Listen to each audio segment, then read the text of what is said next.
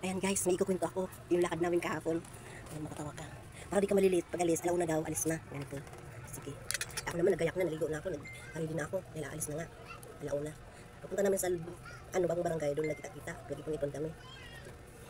Ito nangyari. Pagdating namin doon, baba naman kami diyan sa may palengke. Matagal na kami ng bagong barangay. Diyan kami nag-antay. Sa may dakila. Sa may dakila kami. Sa may tapat, kabila. Diyan kami alauna alis namin. Pero nakaalis kami sa may dakila. Alas 4 na. Mag-aalis ko na ngayon. Dahil nag-antay pa kami ng service na jeep papuntang Marikina sa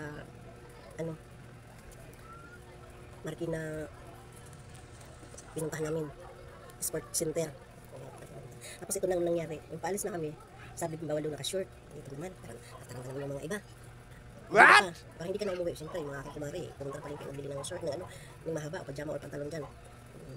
Magbida na guys. Ang iba umuwi pa. Nung nakarating na kami doon sa Marikina, sa pinuntahan namin, pwede naman pala naka-shirt. Halos may mga 60 shirt pa nga sila. Nakikita namin marami naka-shirt. Ito pambida. Bawal daw yung shirt. Siguro pagdating naman doon sa mga pinuntahan namin, ba't iba naman mga kulay mga damit? Anak ko lahat nakaputi. Grabe talaga. Ang bida ng mga pinagdaanan. Ang dami mga bawal. Hindi naman nasusunod yung mga pinag-aano na bawal ganito, bawal ganun, bawal ganun. Importante, nakabihis ka, nakaayos ka. Hindi naman itong sinasabi mga bawal ng ganito, bawal ng ganito. Pagdating naman doon, wala naman. Pagka talaga. Sa sobrang init, idaan mo na lang sa tawa, sa mga biruan. Ito pa, nagutom-gutom. Anong oras na nakauwi mga tina. Dahil anong oras na, alas 9 natapos mga 9 na natapos yung simba ng burn again. Burn again pala yun. Alam yan, nung pinuntahan namin, kakasama-sama yan, pwede ka na makulong. Hindi mo alam pinuntahan mo. Yung pala, blessing ng burn again. Matawa ka talaga guys. Yan, wala biscuit, wala ang tubig, wala man ang nagbigay ng merienda doon kahit tubig. Wala. Kawawa kung wala pa pera. Nga. Ito pa pagtapos pa ng simba. Ayan, matagal pa kami nag-uupo doon, nag-antay ng service namin na jeep. Grabe.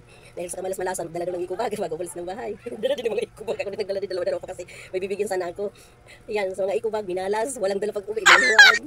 Grabe katawa ka talaga guys. Pagkatampo ka nga sa mga samahan kasi siyempre yung pag-minalista. Buti na lang sila. Hindi nakasama din, hindi naghirap, hindi nagutom, hindi nauhaw. Ako naman ito siguro, sinama ko naman yung isa ko. Para magkabuyo, bulyaso din. At least kasama kong isa ko, uuwi kami.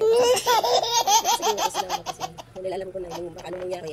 At least paratag ang loob ko, nakasama ko sa Rumi. Kawanan lang kami.